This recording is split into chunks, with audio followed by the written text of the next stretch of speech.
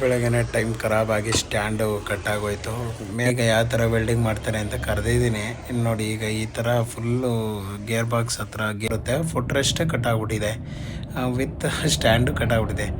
ತೋರಿಸಿದ್ದೀನಿ ಈಗ Manjunatha welding shop ಅಂತ, ವೆಲ್ಡಿಂಗ್ ವರ್ಕ್ಸ್ ಅಂತ ಚಿನ್ಕುರುಳಿ. ನೋಡ್ತಾ ಇದ್ದಾರೆ ಯಾವ ಥರ ಮಾಡಬೇಕು ಅಂತ.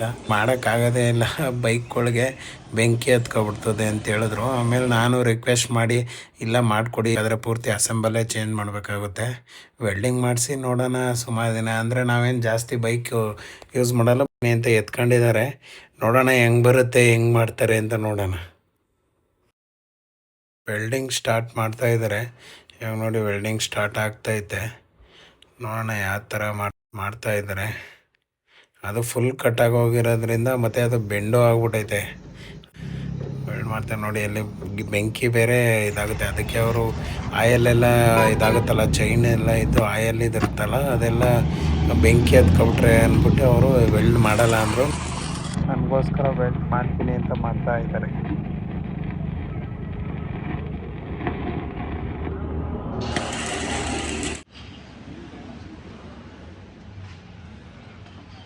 ಕೆಳಗಡೆಯಿಂದ ಏನಾಗುತ್ತೆ, ಕಟ್ಟಾಗೋಗುತ್ತೆ. ಅದಕ್ಕೆ ಕೆಳಗಡೆಯಿಂದ ಒಂದು ಕಬ್ಬಿಣದ ಪಟ್ಟಿ ಕೊಟ್ಟಿಸ್ಬಿಟ್ಟು ವೆಲ್ಡ್ ಮಾಡಿಸ್ತಾ ಇದ್ದೀನಿ.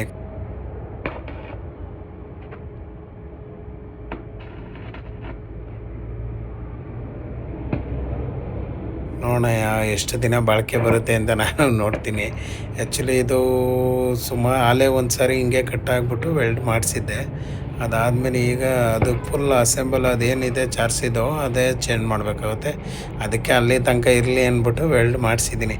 ಬೆಂಕಿ ಹತ್ಕೊತೈತೆ ಕಾವು, ಮತ್ತು ಆಮೇಲೆ ಆಯಿಲ್ಲು ಲೀಕ್ ಆಗ್ತಾ ಇರ್ತದಲ್ಲ, ಅದರಿಂದ ಅದು ಆ ಥರ ಇದಾಗುತ್ತೆ.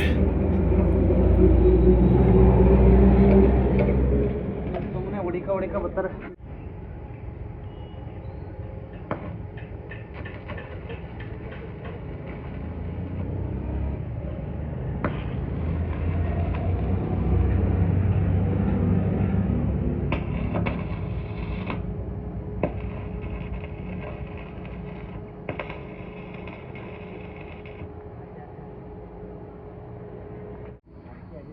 ಮಂಜುನಾಥ ವೆಲ್ಡಿಂಗ್ ವರ್ಕ್ಸ್ ಅವರು ಫೈನಲಿ ಮಾಡಿ ಮುಗಿಸಿದ್ರು.